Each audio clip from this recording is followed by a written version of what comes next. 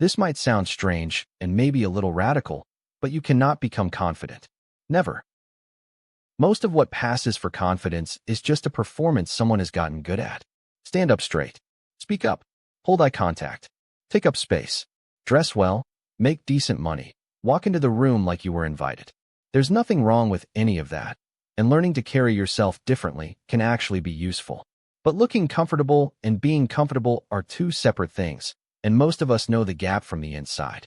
You can hold a room and still be braced for the moment someone sees through you. You can have the job, the relationship, the apartment, the friends, and still spend the whole day convinced that one wrong move will give you away. That's the part people get backwards.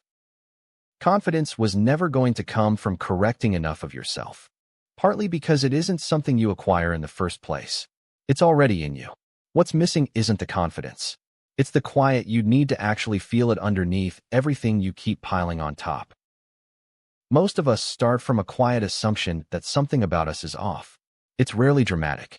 Usually it's so ordinary you don't even notice it running. You wake up and the measuring starts before your feet hit the floor. How do I look today? Do I sound stupid? Am I behind?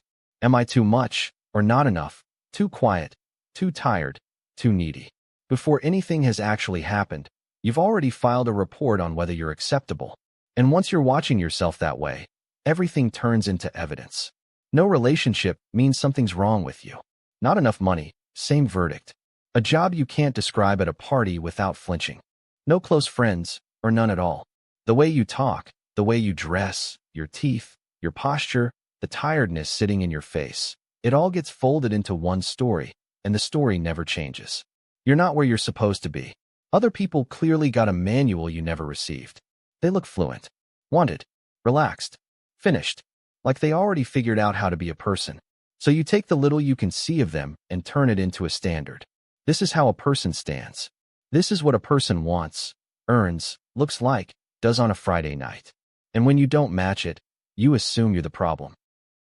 But the standard isn't real. It's a collage. A bit of social media, a bit of childhood, a few rejections, a couple of comments you never quite shook off, some people you admired, and some who made you feel small. Plus a culture that keeps insisting your life should be cleaner and richer and calmer and more impressive than it is. Nobody actually lives as that composite. It's nobody's real life. And still we hold it up against ourselves and call the comparison self-improvement. So we go to work on the parts that seem to fall short. We pull our shoulders back because slouching feels like weakness. We push our voice louder because quiet feels pathetic. We try to be more interesting because who we already are feels too plain. And at first it helps, because having something to fix is a relief. A flaw gives you a plan. A label gives the shame a shape. But over time, fixing yourself can quietly become a way of never having to sit with yourself. There's always another issue, another habit to optimize, another word to explain why you are the way you are: anxious, avoidant, insecure, too attached, not attached enough, broken. Some of those words genuinely help in the right moment. They can name a pattern and give language to something that hurt. But they can also turn into one more reason to stand over yourself with suspicion. A bad day becomes proof. An awkward conversation becomes a verdict. And before long, you're not really living so much as monitoring. Waiting until you look better, feel better, earn more, heal more, before you let yourself take up any space at all. That's why deciding to become confident usually fails. The whole project starts with a rejection.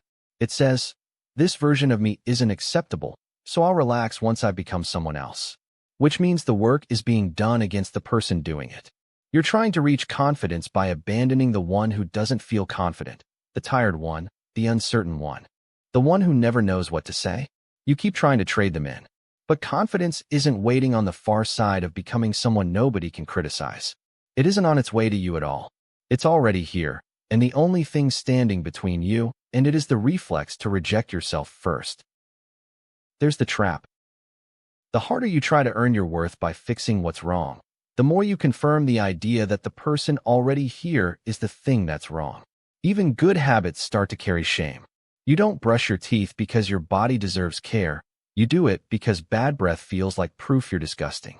You don't try to make more money because stability would be good for your life.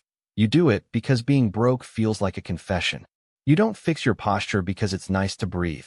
You do it because slouching feels like an admission of something. No wonder you're tired. You're not just trying to build a better life. You're trying to outrun the feeling that you're wrong. At some point, the real work isn't becoming confident. It's noticing how much of your life has gone into scanning yourself for defects. The awkwardness, the uncertainty, the unfinished parts. None of it actually disqualifies you from your own life. It's not in the way.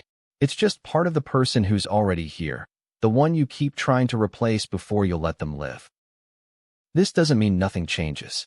You can still care about your body, your work, your relationships, your future. You can still learn and grow and get better at things. Change was never the problem. The problem is how you treat yourself while it's happening. There's a difference between care and correction. Correction says, fix this or you're not enough. Care says, this matters, and you're allowed to be here anyway. Correction panics. Care pays attention. You're allowed to want a better life without using that wanting as evidence that this body, this face, this version of you is something to be ashamed of. The parts of you that feel broken might not be broken at all. They might just be tired, scared, carrying years of comparison and small rejections, and being told in 100 quiet ways that who you are isn't quite right. When you attack those parts in the name of improvement, they don't disappear. They tighten. They hide. They learn that even you aren't a safe place to be. A lot of what we call self-improvement is really self-abandonment with better branding.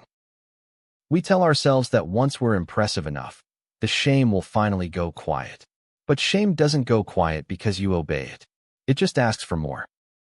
There's always another flaw, another person ahead of you, another reason to put off actually living.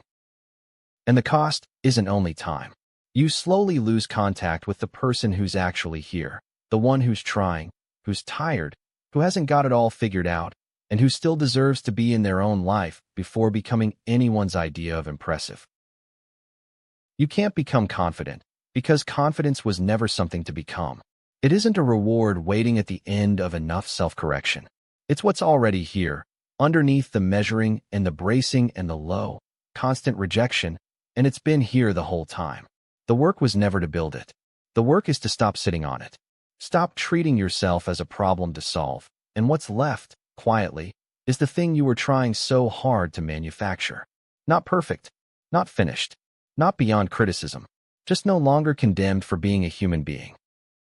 You can still grow from there.